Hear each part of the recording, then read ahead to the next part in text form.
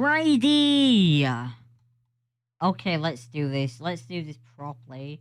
Let's see if this works the way I intend it to. So let's have a look. Let's have a look. Let's have a look.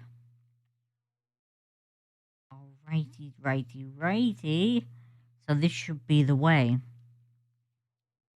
What is going on, guys? And welcome to Red Pandacast episode 10. It is awesome to be back. The last episode did not take, so that was an issue. So we're having to redo episode 10 with new stories and new stuff. It's been a few days while I've been working on the audio, trying to fix it, and get it to a place where it is good.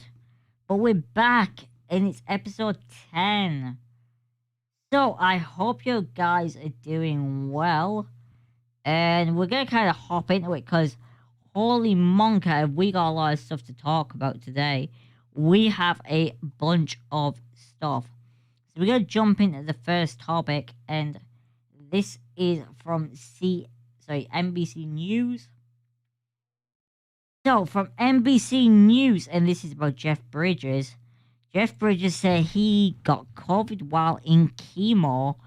Yes, Jeff Bridges has cancer. He has a lymphoma.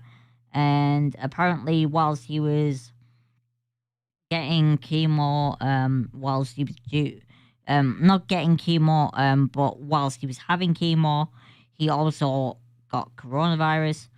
And he said it kicked his ass pretty good. He said he's double vaccinated, that he's feeling much better, that he's doing well. So yeah, Bridges is 71 apparently. Holy crap, I didn't even know he was that old. But Jeff Bridges said on Monday that his lymphoma is in remission. He's feeling better after his battle with COVID. He actually said it was worse than what he was going through. And yeah, it's great that his cancer is in remission. I myself am a cancer survivor, and I know how big that is, that first step. To hear that, that you are in remission. Oh my god, I didn't start the recording for this. Oh well, I guess I'll just have downloaded from Twitch. Alright, okay, well, never mind. I'll just have downloaded the VOD from Twitch. I'm an idiot, okay. But getting that, big news that you are, in remission, I can't even express the amount of relief that is off your shoulders, because there's so much stress, so much pressure, and so much fear. Now, when I had cancer as a child, I was only 6-7 years old. It was 22 years ago. It'll be 22 years ago? Yeah? 28 minus 6, 22. So it'll be 23 years in about 2 months. Actually, no, it's about 23 years now. Because I got diagnosed the late end of October. So, yeah. It'll be 23 years now. That's madness to think about. But it's great that he's in remission. Obviously, he was in The Big Lebowski. I think that's what it's probably one of his best known roles. And he's announced in October last year that he'd been diagnosed with lymphoma, a type of blood cancer, and I'm glad he's feeling better. I'm honestly glad he's feeling better. So let's move on from this one on to the next one. It's about Dolly Parton, and this is from Sounds Like Nashville. Dolly Parton has won an Emmy for Dolly Parton's Christmas on the Square. The Dolly Parton has taken home her first ever Emmy award for her Netflix movie Dolly Parton's Christmas on Square at the 2021 Creative Arts Emmys over the weekend. The movie was honoured with awards of Outstanding Television Movie, Outstanding Choreography for Scripted Programming, and the latter award went to longtime actress, dancer, and the movie's director and choreographer Debbie Allen. I mean, that's amazing. Like, Dolly Parton has had so much success throughout her career. And from everything I've heard about her and everything everyone's ever expressed about her as a person is that she is so relatable. She's inspiring. She came up from nothing and made, herself. I don't want to say an icon because I don't think she'd like to be called an icon, but she really changed the way people looked at her, and she showed that no matter how different or how hard of a struggle it is, you can make something of yourself. I think that's inspiring to a lot of people, and I've just never heard anything bad about it. I really, really haven't. So this is the statement. It says, "Well, how happy can I be to have won television card Emmy for the Netflix family film Christmas on the Square.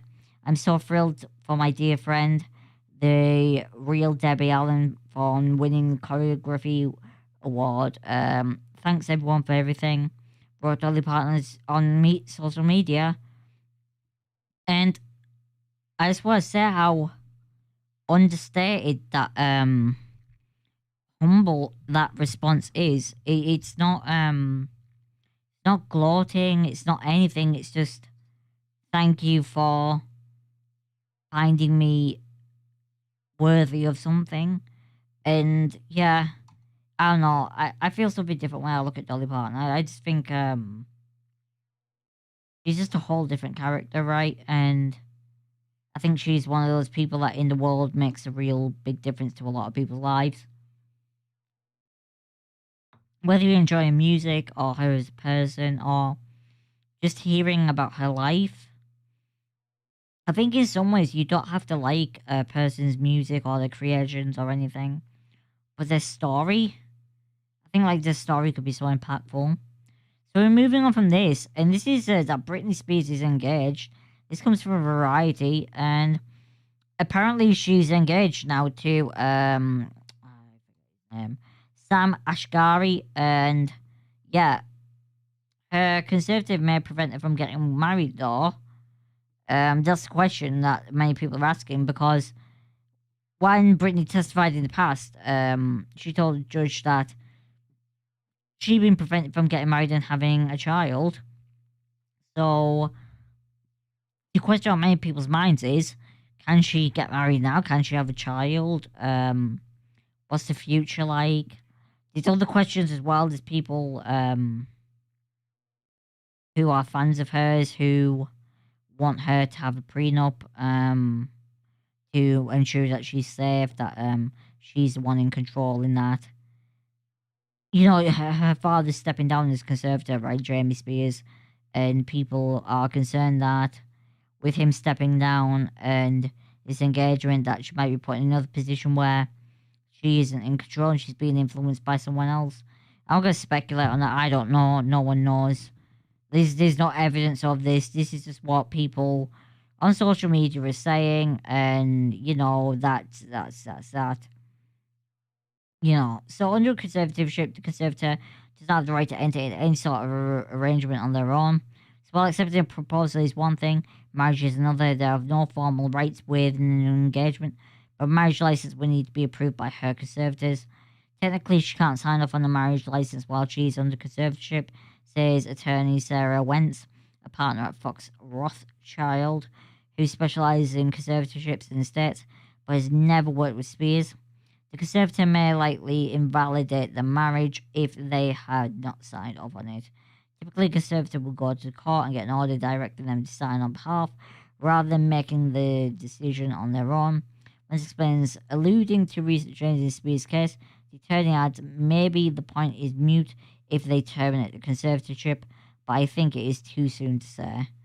I think that's like a fair assessment of it, really.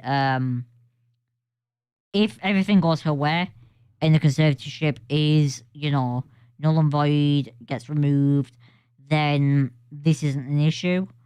But it all comes down to Judge Brenda Penny and what she decides in the future with how this is going to progress with everything and how she feels the future should be. And I know the public opinion, and my opinion to a lot of an extent, is that Britney should have a freedom. But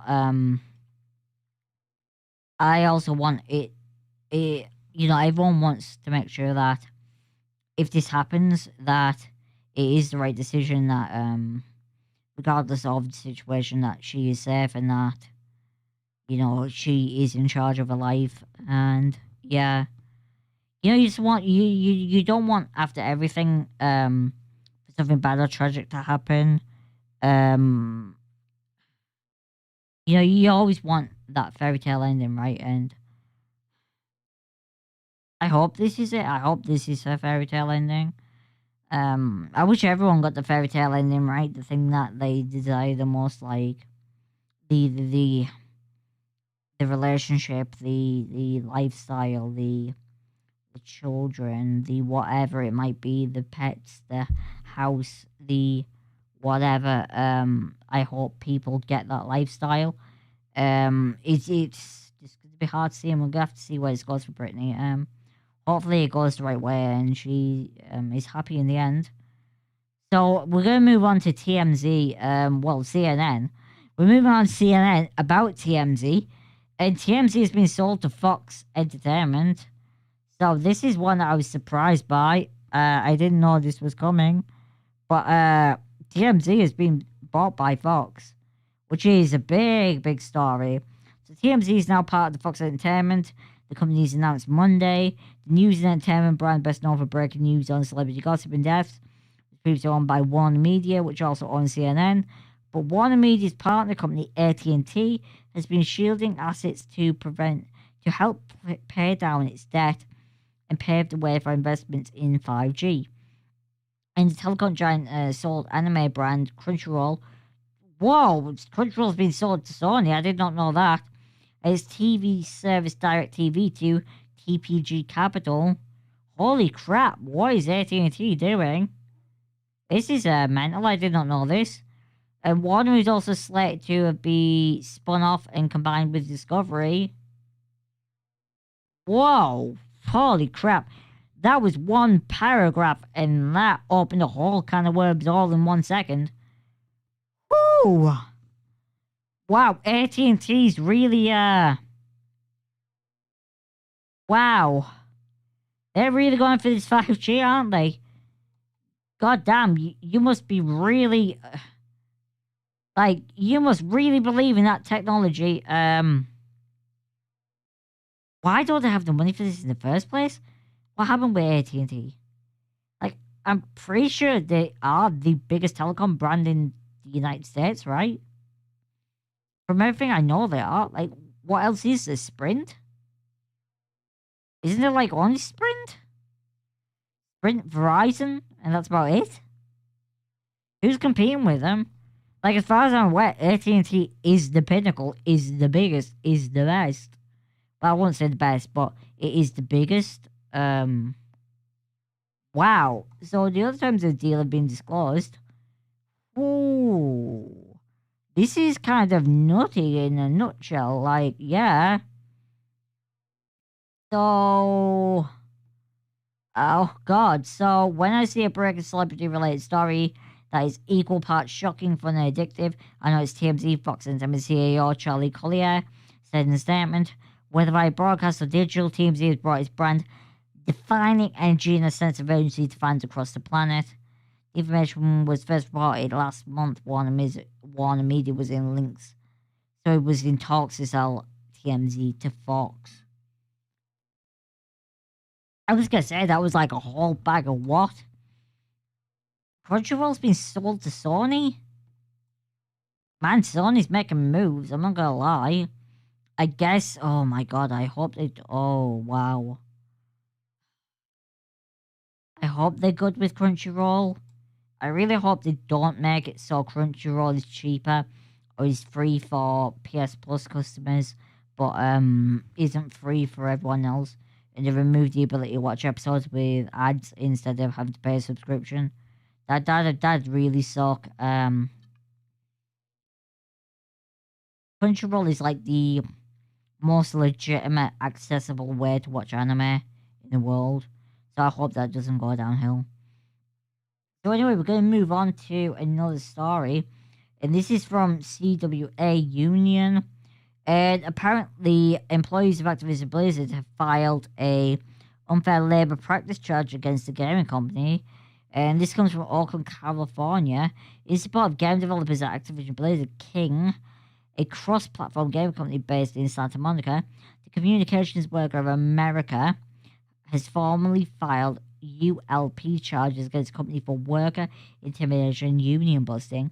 ABK workers staged the groundbreaking walkout over the summer to draw attention to the disturbing working conditions in the gaming industry at large, including, but not limited to, ableist, racist, and sexist cultural practices, workplace discrimination, and pay inequality. Inequity! Ooh, that's not inequality, that's inequity. That's different. That's bad. I'm not surprised. So, despite a risk of retaliation, Activision-Blizzard King workers launched a Better ABK on July 23rd as a strategic organizing effort to unite developers behind a shared set of concerns. Employees use their social media platforms to organize with one another and share their demands to the world, including fans, fellow game developers, and consumers. And I mean, yeah, I think, right, so as time goes on, we've had these stories about things happening in these studios by these publishers behind these closed doors in this culture and the horrible working conditions. And it started off as, oh, that's bad. That's bad. But over time, there's been more stories and there's been more things highlighted, more things have came out. And for those who really, really love gaming and want games to be the best they can be, there's that thing as well where you want the people behind the games to be treated the best of everything, right? You want them to be treated like human beings. You don't want to know that the game that you love came from people suffering, people being harassed, bullied, discriminated against, whatever it may be. You don't want to hear that. And I think it started off as, crunch is bad, to actual, going from just horrible working conditions to outright discrimination against people, and it changes the tone. And it's not saying that the first thing was right. It's not saying that crunch is right, because it isn't. Being threatened that you're going to lose your job if you don't do overtime, that the overtime isn't paid, that it's expected of you. This is what you do for the company if you want to get anywhere, kind of. That jargon, that duplicitous ideology. Yeah, that's bad in itself. But when you add in like actual discrimination, pay inequality, inequity, and people being treated differently based upon, things that are out of their control, essentially it comes down to people being not treated as people, and that's just wrong. That's not right. That's not fair. It shouldn't be tolerated. And yeah, I am glad they're standing up for themselves and they're pushing for a better work environment. More people need to stand up and start saying, no, this isn't right. We don't accept this. And you will treat us like human beings and not just like... I don't want to say... I'm going to say this in the best way I can. Corporate slaves. I want to say it in that way. That people are treated... they're not treated as people. They're treated as a resource, as something to be used, and not something that, or someone, not someone that has emotions, and that's wrong. So we're going to move on to Twitter, and we're getting into the gaming segment of this. This was a little bit gaming, a little bit entertainment, a little bit newsy. So we're going to move on into, like, gaming. So, pardon me, we're going to start off with Twitter. So this comes from Dying Light Game. Dying Light's official Twitter. Hello, everyone. Today we have important news to share with you about the development progress of the Dying Light 2 Stay Human. It's always been our company's goal to build transparent and honest communication with our gaming fans and gamers. Every day we strive to grow in this element. The team is steadily progressing with the production and the game is nearing the finish line. The game is complete and we are currently playtesting it. It is by far the biggest and most ambitious project we've ever done. Unfortunately, we've realised for us to bring this, game to the level we envisioned, we need more time to polish and optimize it. This is why we decided to move the release date to February 4th, 2022. We're sorry to keep you all waiting a little longer, but we want the game to meet your highest expectations on release, and we don't want to compromise on this. However, you won't have to wait too long to get a deeper look at Dying Light 2 Stay Human. Next month, both press and content creators will get their hands-on PC and console version of the game during the upcoming series of preview events around the world. They'll be able to share their experiences of the city with you. In the meantime, we would like to thank you all of our fans around the world. Without your support and feedback, we would never have come so far on this journey. In addition to our regular updates, we'll be gearing up for some exciting news about the game later this month. Stay safe and stay human. Pavet Mashenka? I can't tell because of the signature. I think that's Pavet Mashenka.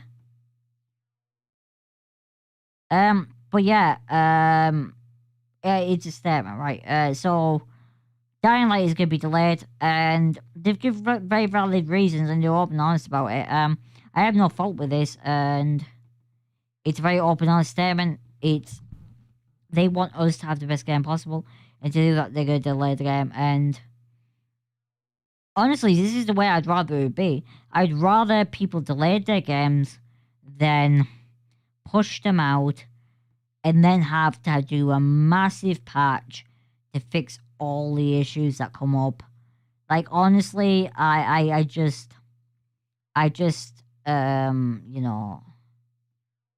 yeah.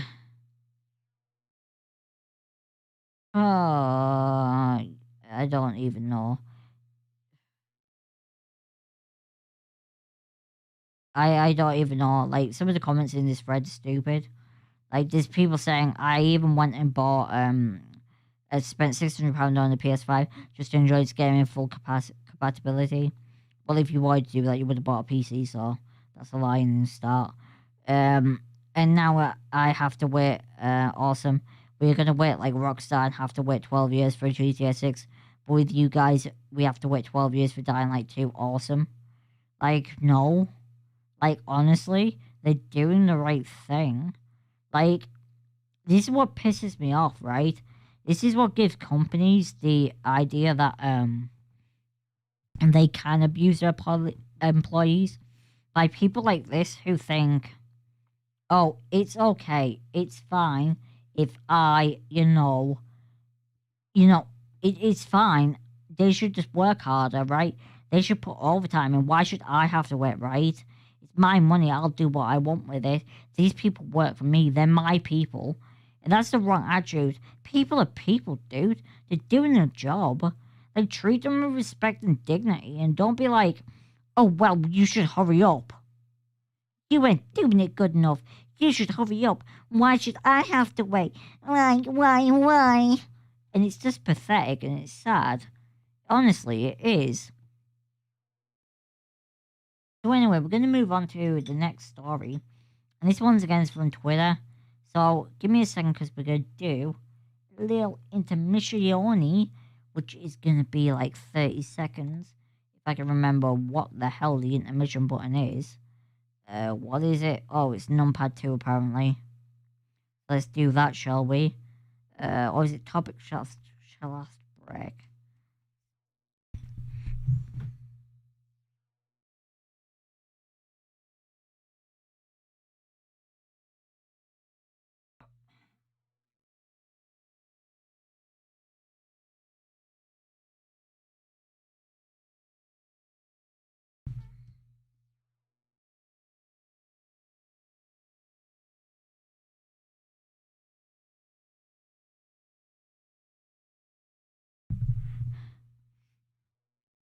Bruh, that was quite long enough for what I was trying to do.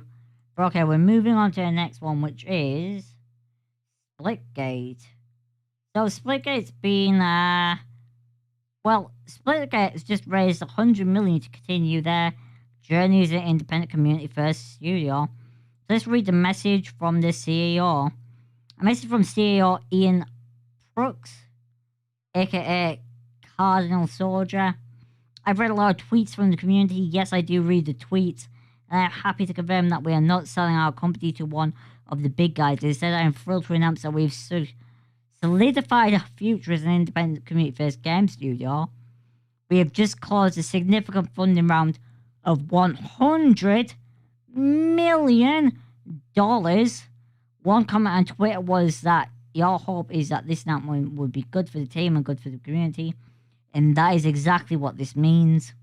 This means we can hire a lot more developers, which in turn means we can implement better and frequent updates to Splitgate. We can have more features that, as always, originate from community feedback.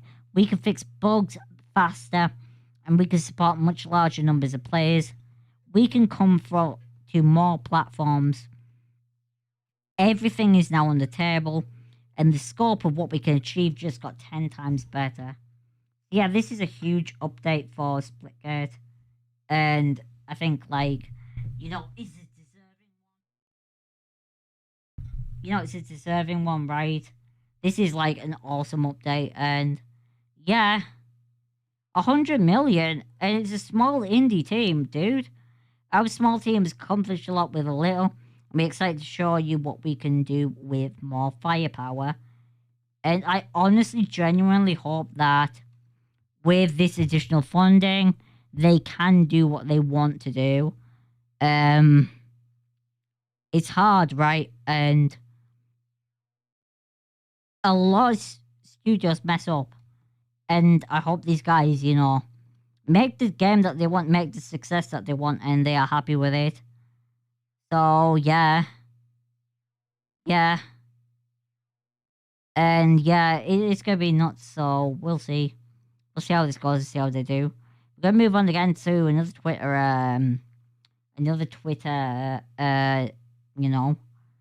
announcement, and that is Embark on a Dark Psychological Thriller. Alfred Hitchcock Vertigo will be released December 16th on PC. Embarques dans un thriller narratif sombre Alfred Hitchcock Vertigo sortira le 16 décembre prochain sur PC. I have no idea if I said that right. I didn't realize I was speaking Spanish. Oh my god, I am so sorry if I butchered that. I think I did okay though. I think I said that the correct way. I don't know though. Holy crap. So yeah, it's coming to PC December 16th. Which should be interesting. Moving on. Sherlock Holmes. If there's one tweet you should read today, read this one here. Important Sherlock Holmes Chapter 1 info below. Oh, that reminds me. Dying Light. Let me just, like this. Retweet this. Boom, done. So, let me like this one as well for Splitgate. They deserve it. Securing 100 million is that's a lot of money, dudes. That's an amazing achievement. So, if there's one tweet you should read today, read this one. It's important Sherlock Holmes Chapter 1 info below. To all our fans, we have an important announcement to make.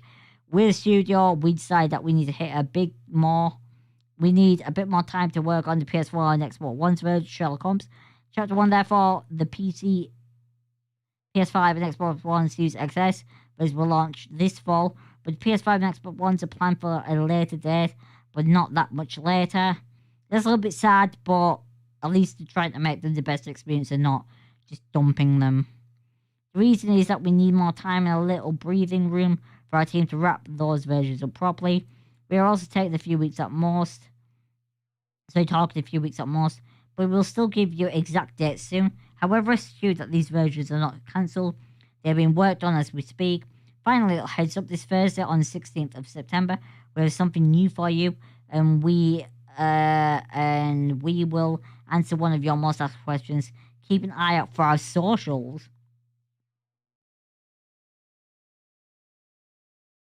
I mean, that's fair. That's fair. It's good that they try to make the versions better.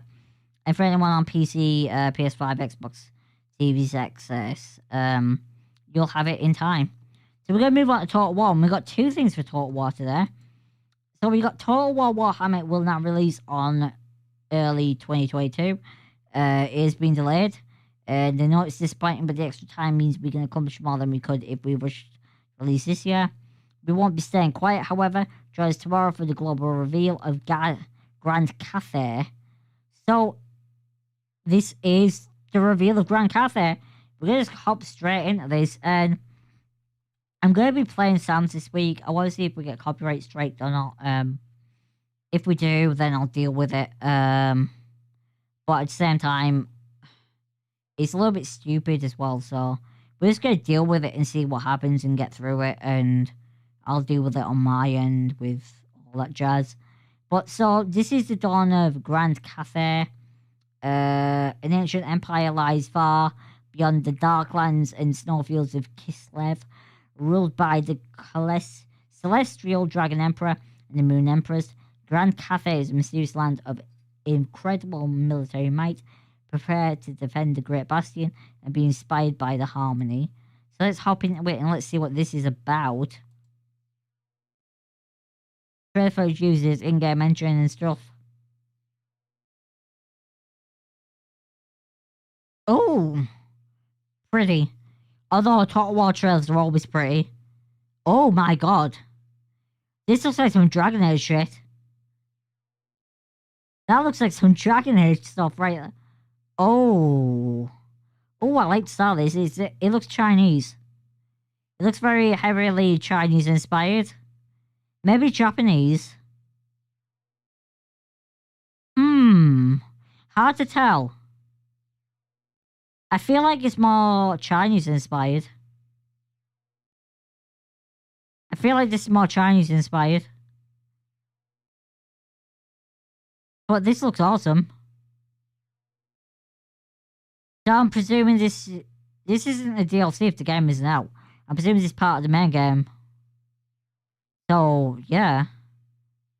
Okay, so this is part of the main game from what I can tell because, yeah, it'd be weird to announce the DLC before the game's even out.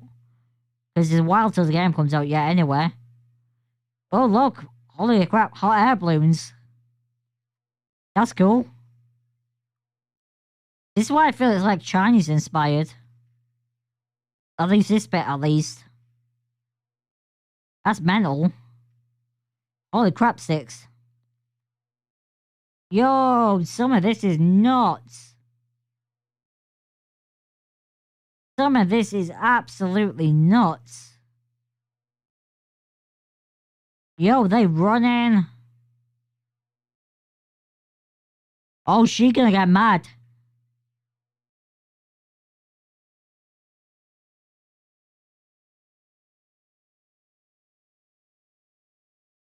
Bruh. These factions look amazing.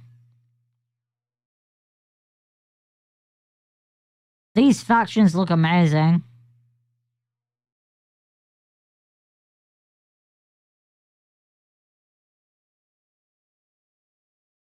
These factions are amazing. Whoa.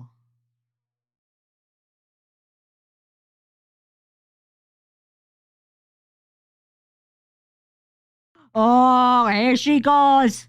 Holy shit.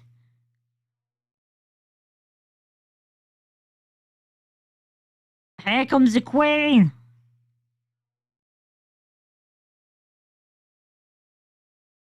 Oh, this has to be Chinese inspired.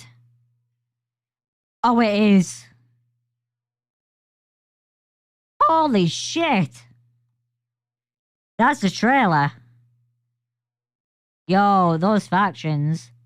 Those factions look sick. I'm not gonna lie, this like has me poggies for this game. Like, I wish I owned all the games, dudes. Like, I honestly do, because holy crap, this is poggies. Like, these are poggies as all hell. Ain't gonna lie, wow, damn. That's a freaking trailer. So the game's coming early 2022, as I said, yeah. That gave me the feels, bro. He's giving me the feels, guys. Yo. Damn, I haven't felt like that about a trailer in a long time. I always loved Total War games, so, you know, Rome was like the big one for me. I remember playing Rome on like an ancient laptop when the first one came out. Like, it was terrible. It ran the game so badly. Like, I was on freaking low settings for everything. It was the same with The Sims as well. But I just wanted to play the game so much. I just wanted to have fun in the game so much. You know, where you try and like overlook the shit. And it's so bad, but at the same time, you're just like, I want to play. And I had so much fun in that game doing the campaign, playing the different factions. Oh, it was amazing. Like, some of the best shit and the best times was like Total War Warhammer. And I wasn't just into like Warhammer the games. I had like little Warhammer armies as well. I had some Lord of the Rings armies.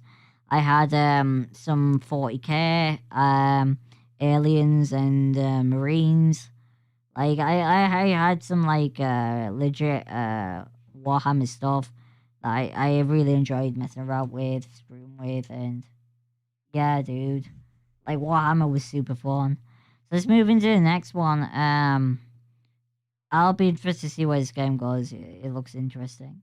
So we're gonna move on to Synthetic 2. This is Story Thriller. I haven't played Synthetic 1, but it's got some views. It's mostly liked.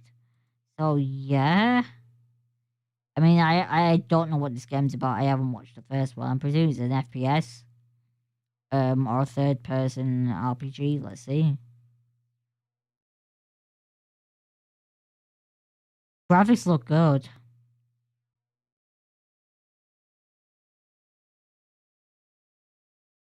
Audio's a little bit,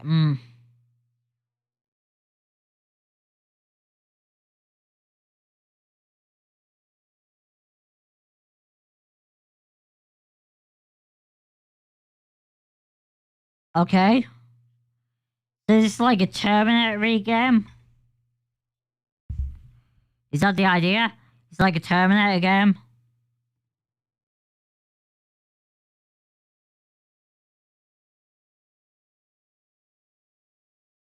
Okay, so it's uh possibly like a weird Terminator game.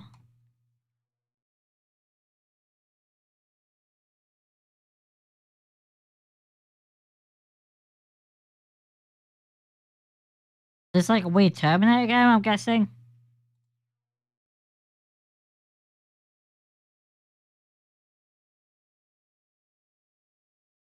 I mean, this looks cool and everything.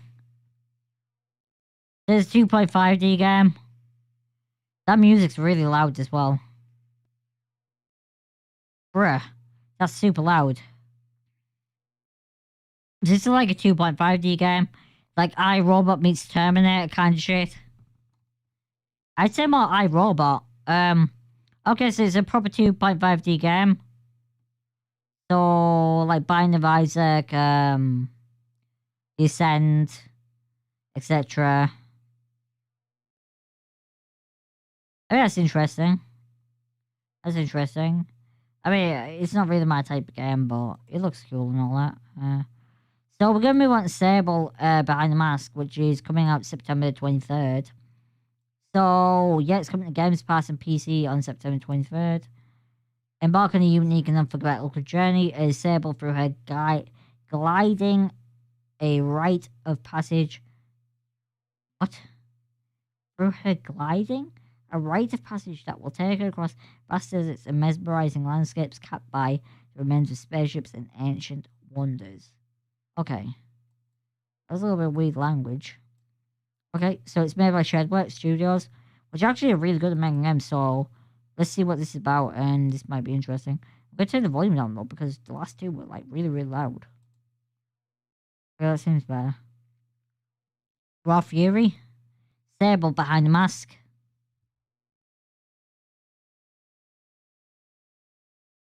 Hmm.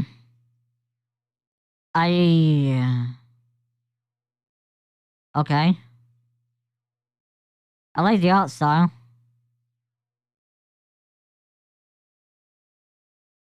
Okay.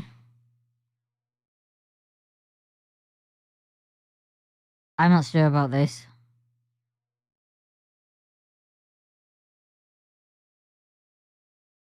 Okay. It's a bit weird. It's a little bit odd.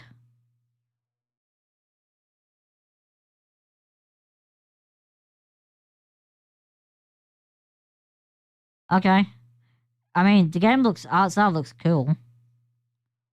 I really like the art style and stuff. That looks awesome. I'm sure because we've not really seen gameplay. Hmm. Hmm. Okay, I'm gonna say something right now. What's bugging me about this trailer? I'm just gonna say this right now. I'm gonna pause it. I'm gonna say something. What's bugging me about the trailer is it's meant to be I don't know what behind the mask. Like I'm a little bit unsure, but I don't know. I feel like this should have been more of a story trailer or something. It seems a little bit weird. I understand that like they explain the mask and stuff, but I don't know. It doesn't make it sound good in that sense. Like the game stuff looks great, like the art style and everything. It's just this part that sounds. I don't know. It's just a bit weird.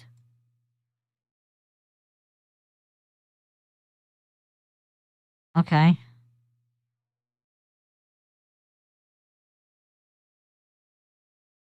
Okay, so you go out in the world. You do quests. Quests. Okay, so looting and questing. Looting, questing, getting badges.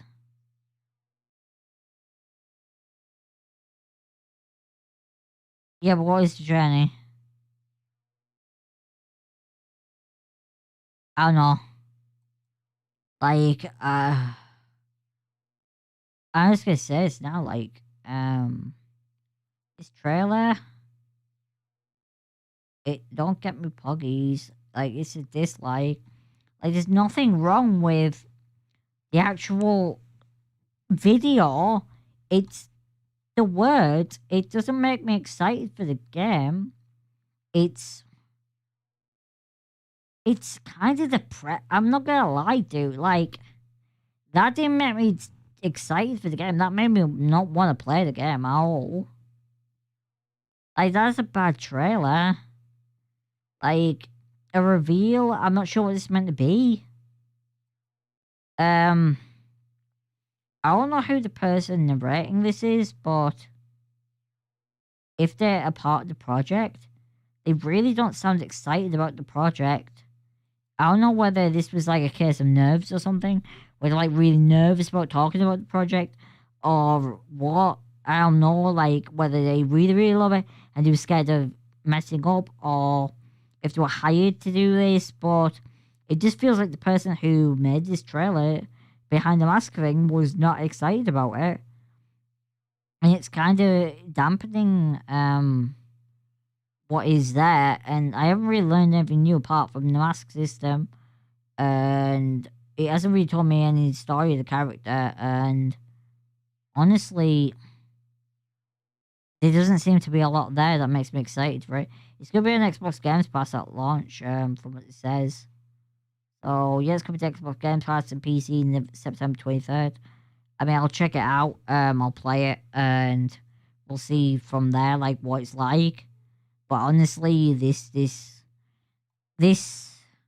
marketing, whatever this is, bad idea. It really did not give off the vibe you want for your game. Not at all.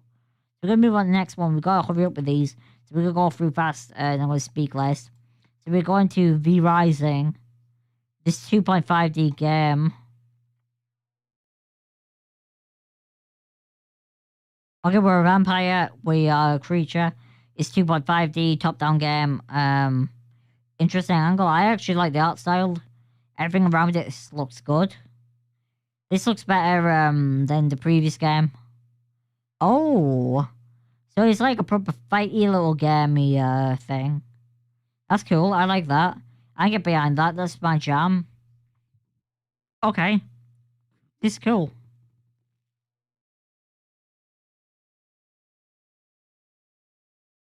Okay, so we're claiming our future is basically the gist I get from this. I mean, this looks cool. This looks cool. I actually kind of like the gameplay. It's interesting. It's interesting. It's like Dark Souls meets... I don't know. This is actually unique. I actually like this. This gameplay style is really appealing. So this is V Rising, the official gameplay trailer. I genuinely like this. Bruh, this looks legit. This looks absolutely legit. So, like, the world, the atmosphere is awesome. Like, there's so many environments and different creatures and bosses, and the actual, you know, gameplay and stuff. Like, that's impressive. I like that. That's pretty cool. We're gonna do this one. This is really, really fast. I probably won't talk about it. But essentially, it's Nickelodeon All-Star Brawl is doing a Ren and Stimpy reveal. So let's watch this and see what it's about. Yeah. I really know nothing about this game. Boom, boom, boom.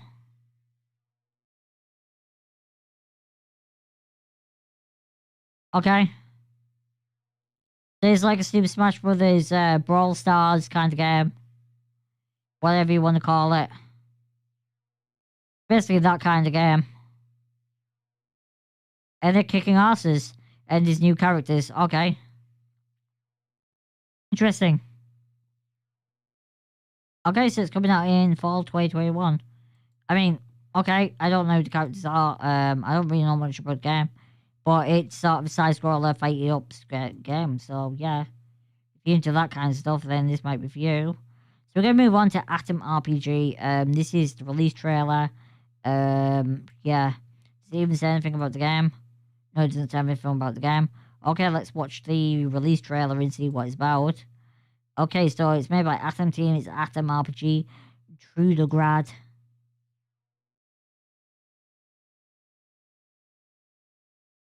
The graphics look a bit dated. I'm just saying that off top. I'm presuming from this is a Russian game. Or it's set in Russia.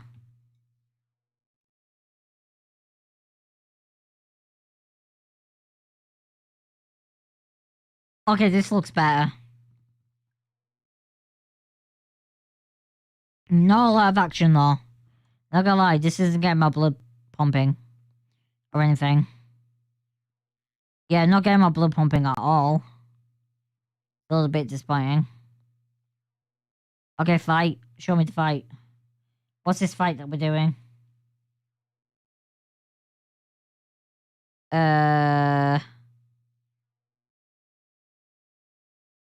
Okay. I mean, yeah, I'm gonna stop there on that one. No. Not doing it for me, not exciting me at all. That was like the last one we had to talk about anyway, though. So yeah. So we're gonna like sort of end it here, and yeah. So thanks for hanging out. I really enjoyed this. We talked about a lot of stuff today, and I'll see you guys in the next one. I'm not sure when it's gonna be, probably Monday or maybe Friday. It depends when I have time to do this, so yeah. But we're gonna get into the outro, so let's get into the outro. Okie dokie, dudes. Thank you guys for hanging out. I appreciate it. I'll see you guys in the next one.